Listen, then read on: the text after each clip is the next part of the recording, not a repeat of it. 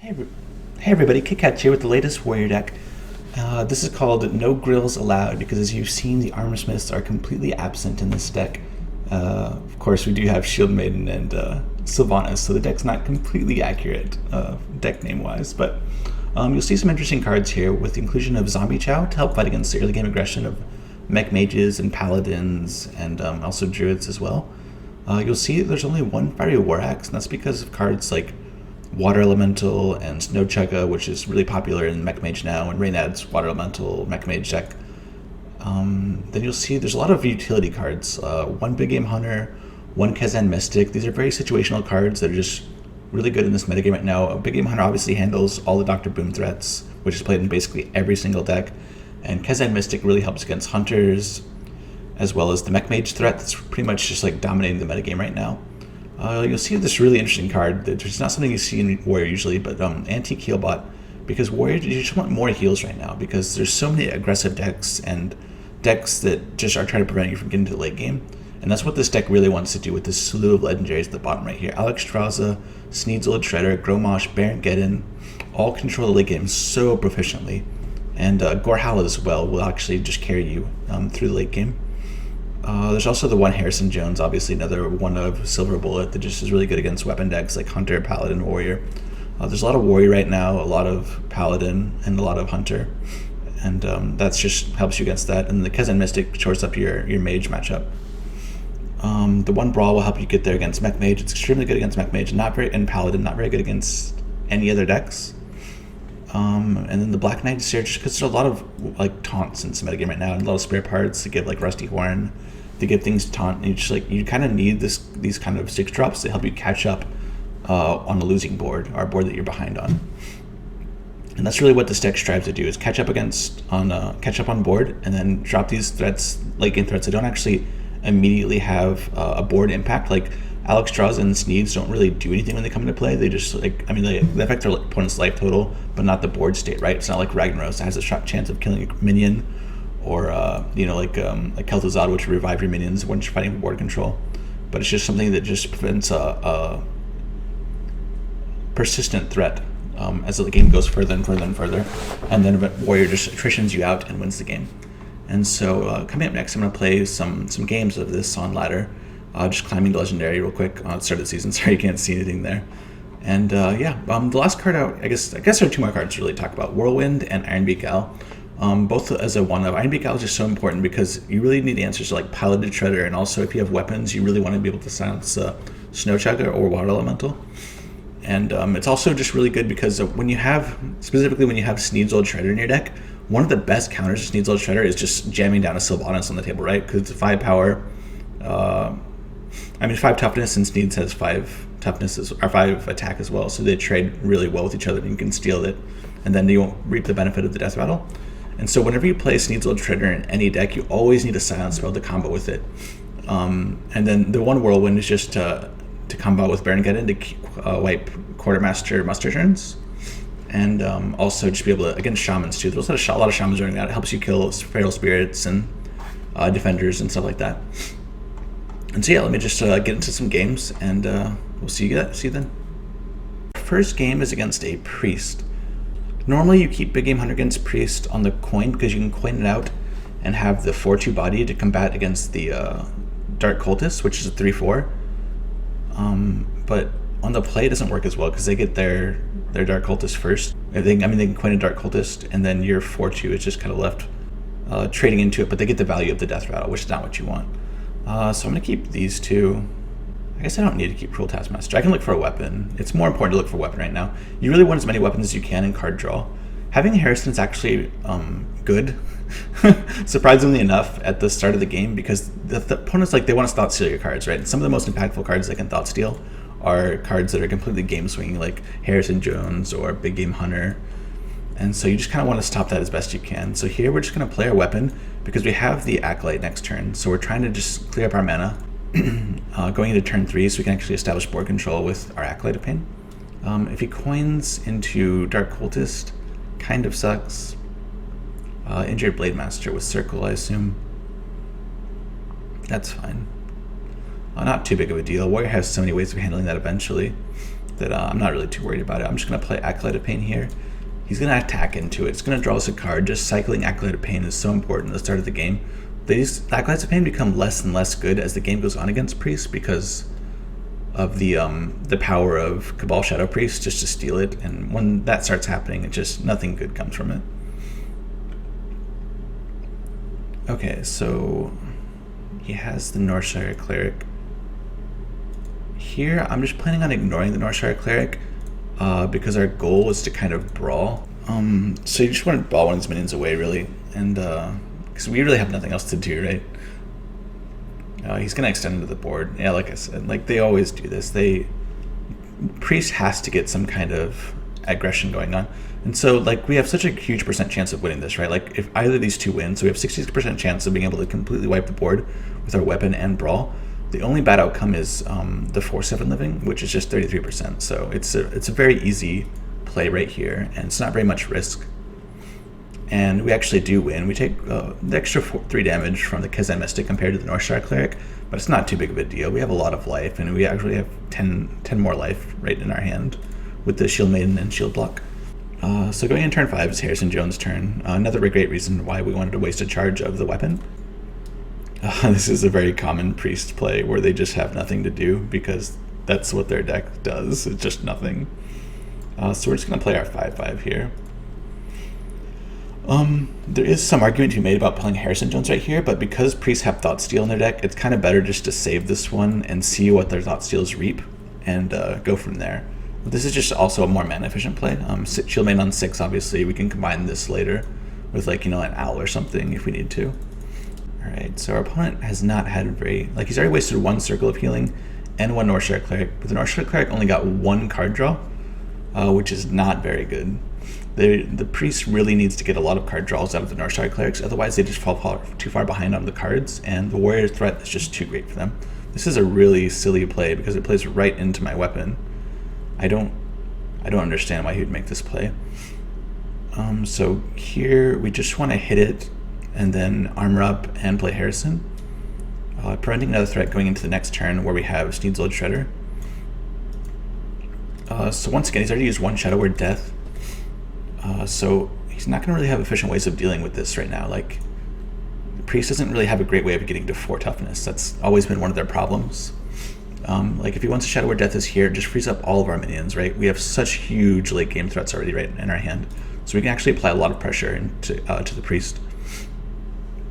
Next turn, we're most likely just be playing Sneed's Old Shredder because we have the Ironbeak Owl to silence the Sylvanas, which is the most threatening card against Sneed's Old Shredder.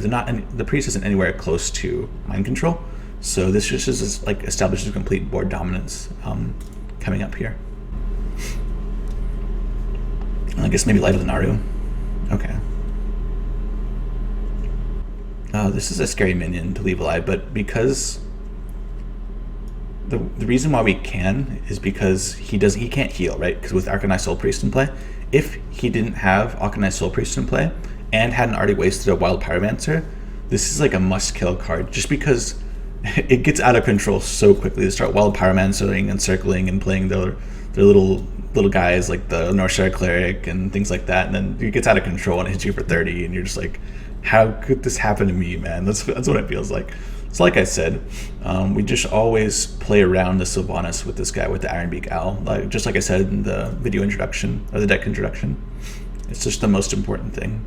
And it does look just like a silence the Sylvanas turn, and then trade into it and see what we get.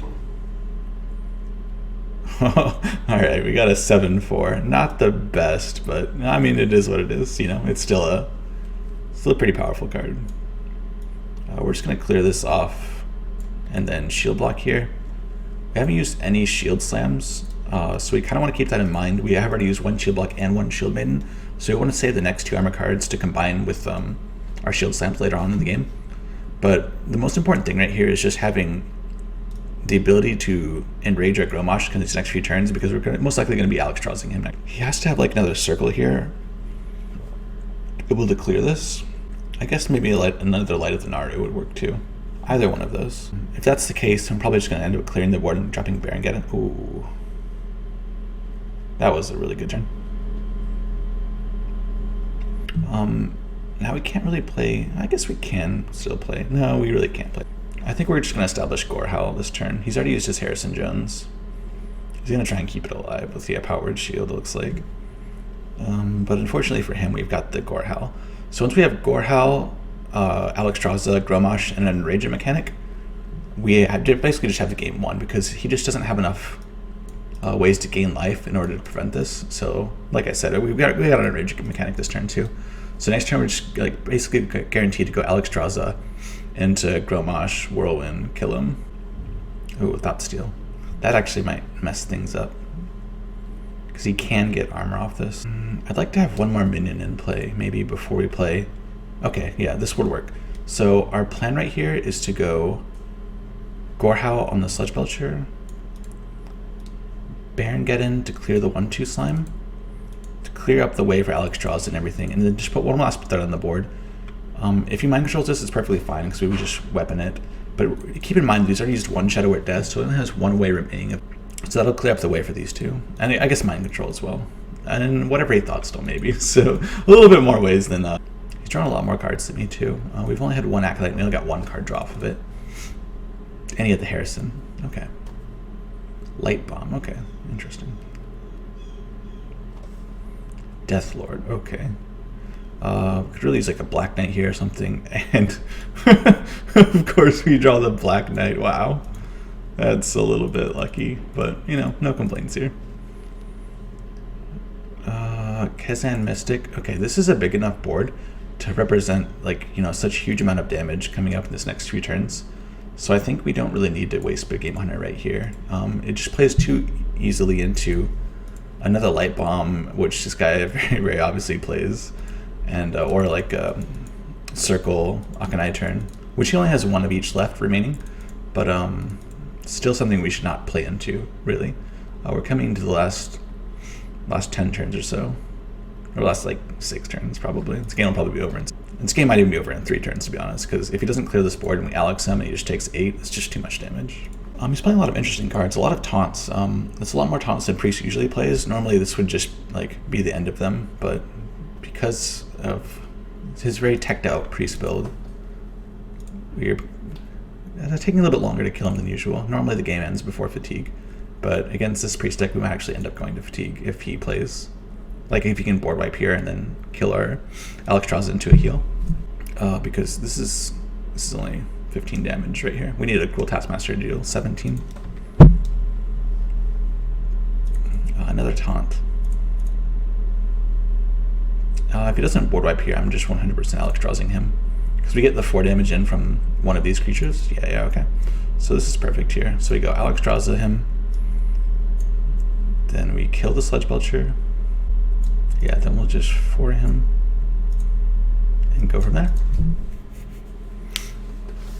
So he's at 11 HP. We've got 4 damage on our Gorehowl and 10 from Grommash for 14.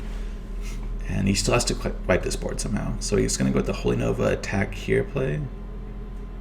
Execute. Circle, okay. He doesn't have Circle. So yeah, he's just dead now. Yeah, we had abundance of damage. Grommash, Whirlwind, well played. And yeah, so that was a game versus Priest. Yeah, so hope you guys will join me for game 2, and it's coming up in a moment. I forgot to mention that this deck is inspired by the player Fibonacci, a really great warrior player, and warrior is one of the most adaptable classes, and it's just really important to understand how to build it. Looking at this hand, it's really shady. Yeah, I have the Fiery War Axe, but it's not really much else going for me. I have to execute, I guess. We're probably gonna have to end up executing this, just because it's gonna draw a lot of cards. You don't really want the Priest to draw cards. Like, it's most important that warrior draws cards rather than the Priest, and so you just want to curtail their not quite what was planned. Okay, so we didn't even get a card draw off this. This works. All right, so here I'm just gonna draw a card and execute it, and then I'm going to weapon. Am I gonna hit this? That's the question. I think I will hit it, and what this does is it forces him to heal this turn, rather than play another threat. So he's not going to get the death rattle off this, and then I can just axe it again. And okay, he has a Northshire Cleric though, so he's going to end up drawing a card off this, which kind of sucks, but I mean, it is what it is. I guess I can go... Alright, I'm just going to keep drawing cards. I'm going to give him the ability to draw cards off this, because later on I can just shield block, shield summon if I need to. And also this just gives me more card draws, and it's more important for, like, Warrior just wants to draw more cards. That's always what Warrior wants to do. If Warrior can draw cards, they're just like so goddamn happy. So here, you got a card draw off this. We're most likely going to be shield blocking and shield slamming. Well, I guess we could just execute here. We don't really have... Oh, actually we're going into turn 6. Turn 6 is their Cabal Shadow Priest turn. So I think this here is what we do first. Alright, Gorehowl, that's really good. So I think what we're going to do here is just... Well, let's shield block first. Let's shield block and see what we get. Kazan Mystic, not very useful. Since we have 2 Shield Maidens, and no way to proc execute, we're going to execute here over Shield Slam.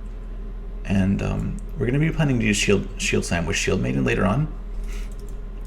Next turn is basically going to just be Shield Maiden. Alternatively, if he does Cabal this, we will probably just play Sylvanas to pressure his board a lot and force him into either trading everything into Sylvanas or just ignoring it and trying to race, which never really works out. So this turn was Thoughtsteel instead of Cabal Shadow Priest. This is the second time I haven't seen our opponents play Cabal Shadow Priest. I'm wondering if some of them have cut it down to 1. If they're only playing 1 Cabal Shadow Priest, I'm feeling much more confident about this matchup. Sometimes it is a little bit difficult, but as long as you get some early card draw off your Acolytes of Pain, it is very, very winnable. Okay, so... Wow, it didn't heal here. Not healing here is a little bit suspect. Yeah, so we're just going to deny the card draw here by killing this. We can kill Zombie Chow for more life later on, so we're not really too worried about it. And like I said before, we already have the Shield Maiden to combine with Shield Slam, so we don't really care about our armor too much right now. We don't really have a way to control against an enemy Sylvanas with Sneeds, so we're probably not going to be playing this too early. Oh, I don't like, thank you. What? Alright, so I guess our opponent got something good, who knows. Maybe he got, I don't know, maybe I shouldn't read too much into it. I'm just going to play Sylvanas here, and then pass the turn. We are taking 7 here, but we're going to gain 5 of it back off this Zombie Chow, so this just makes his board really awkward. Like, he has to go like attack, attack, attack, just for me not to see anything, which is what it looks like he's going to do. So this has ended up being just a board wipe, which is, you know, fine by me. We're at 27 life, extremely, extremely high. So yeah, he thought still Harrison Jones, that's what I thought. But little does he know that we're going to Gorehowl him, so it didn't even really benefit him too much. That's also one of the reasons why I left the charge, because when they thanked us, it kind of seemed like he got something really good, right? Like, he's just like, oh, I just wrecked this warrior so badly. And if you remember last game, I was talking about how it was good that we had Harrison Jones in our hand, because then they couldn't thought steal the Harrison. That's what I was talking about. That's one of those cards that like can really swing the game a lot. But I still think we're in a fine situation right here. We've got a lot of life, a lot of cards, 13 to 13, and we have Gorehowl to just kind of get all the value. Oh, this Black Knight. This Black Knight, though. Alright, so I guess we're going to shield block here. We can shield block after, though, because just to maximize the amount of armor we have. There's no card that's going to change our play that we can draw off the shield block. We're 100% Black Knighting because priests don't play that many taunts. And so we're just preserving the armor here. And we drew our Zombie Chow. And yeah, we're just going to pass the turn. We have so much board control right here and so many threats in our hand. We'd really like to draw the Ironbeak Owl so that we can actually afford to play Sneedle Treader. Although our opponent is at 10 mana, so we actually can mind control it, which is a little bit frightening. We have already used our Sylvanas, so we can't steal it back either. But the Sylvanas was still really efficient, destroying 3 minions. This was a pretty good turn for our opponent. Unfortunately, we have a very easy board wipe here. Yeah. then Shield Maiden, Shield Slam the Vol'jin. Actually, Zombie Chow is fine. Zombie Chow, even if he steals it, we can just weapon it and gain the life back, so it's not really too big of a concern. Shrinkmeister. Shadow Word Pain? Okay. And then, wow, he had Cabal Shadow Priest for a while now. Interesting. Yeah, I'm just gonna hit this 4/5 to 1, and then Baron Geddon. And I guess I'm just gonna leave this one up. I could task it. I don't really want to waste tasks like that. We really would like a way to proc our Grommash when we draw him for the plus extra 2 damage. We do have one more Cruel Taskmaster left in our deck, but I just feel like we're gonna get more value out of this Sun. Rather than just, killing a 2/1. Not really that. So he hasn't used any Shadow Word Deaths yet. A little bit scary. Oh, he got Grommash. Holy shit. Okay. Talk about saving it for the right time, right? We save Cruel Taskmaster, perfectly kills Grommash, which is pretty cool. I love it when you save a card and it ends up being useful. I just felt like we could save it for something a little bit bigger, and it just ended up paying off. Yeah, so I'm really glad we didn't waste the 2/1, or waste on killing the 2/1. We were able to actually kill Grommash with it. So he still thought Grommash and Harrison Jones against us, which is a pretty powerful thought steal. That's normally the way. Oh god, we do have the Iron Beak Owl though. Oh, he had a really powerful mind control right there. We didn't really do an efficient job trading or playing around it, but with 7 cards remaining, we need to put some kind of pressure on him. Next turn, we can actually go Shield Maiden and Despite and really start applying the pressure. I assume he's got Death here, but it looks like he's just going to spend his turns trading. Oh, that's lethal. Oh, wait, no, it's not. Wait, 12, no! 1 damage off lethal. 1 damage off lethal. Alright, so this should be the last Sludge Belcher. Yeah, he's already played 1 before. And then we'll eat him. And then weapon him. And play Kazan Mystic. Well, let's see, he's got 8 damage. So he's already played double Zombie Chow. Yeah, I guess Kazan Mystic's still just the best. I don't think he should be able to get lethal here. If he did, it would be some strange combination of cards. Like, going all face and like, Deathwing, holy shit! Greetings! Sneed's Ultra, that's one of the coolest things about Sneed's. It's just, it makes so many games so interesting. Like, so many amazing things can happen. Like, if you guys saw my my games in the ESL where I got Kel'Thuzad off of Sneed's Old Shredder 3 times.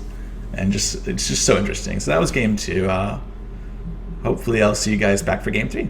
And I'm just going to show you guys, we got a warrior. So we got 2 priests and a warrior. So not the best diversity. I wanted to show you guys some aggro mech mage and some druid, but unfortunately this is just have to go with what we get. I didn't want to like skip games, and you guys like, I bet he lost. That's why he skipped the games, but so I just did them all in a row. So win or lose, these are the 3 games. Our hand is pretty atrocious. So much late game, no early game at all. You really want some kind of draws at the start. Harrison, Acolytes, the weapons, all pretty good. Here we're just going to armor over playing a War Axe because hopefully he'll just play Acolyte out and we'll be able to... you don't ever want to give them multiple card draws off Acolyte if you can help it. Sometimes you don't really have a choice, so you just have to ignore everything and just like let them do their thing. So we have 8 cards in our hand. We can't play anything really. Yeah, this is warrior versus warrior. Hope you're tucked in. Got a blanket, maybe some coffee. All right, so he hit us. This is the play around Sludge Belcher, but unfortunately our deck doesn't play Sludge Belcher, so we can just like give him this. He's probably gonna go Acolyte here, draw a card off it. Then we're gonna have to weapon it, which kind of sucks. Okay, so he didn't have the Acolyte. That's really good. Neither of us have card draw, which is pretty awkward. Alright, so he just has another weapon. Weapon is face, so that we can't just Harrison and draw 2. If he wants to Harrison this, I guess we're fine with that. Next turn we can still do nothing. This is pretty fantastic. Yeah, I wish there was more I could talk about, but I literally can't cast any of the cards in my hand unless I just like owl on an empty board or something. So yeah, I had the Harrison, that's why we swung last turn. This is the life we're living. We want to coin the Sneeds next turn, so we can't play anything. We're at 9 cards. This is not a very good lesson game. If he has Sylvanas Shield Slam, we just lose the game, but it's good to force it right here, like force him to have it. If he has it, you know, he has it. If not, then we're in a pretty good position with the Sneeds.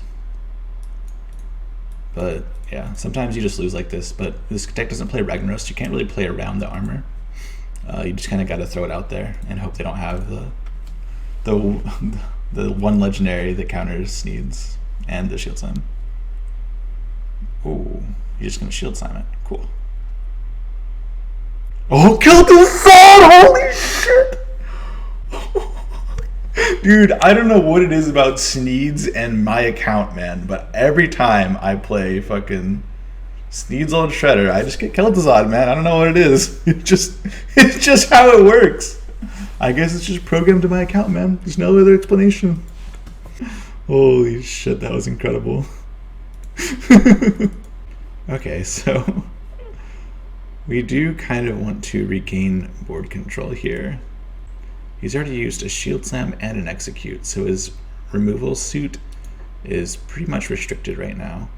We're just going to Grommash into this 5/4 and then go from there.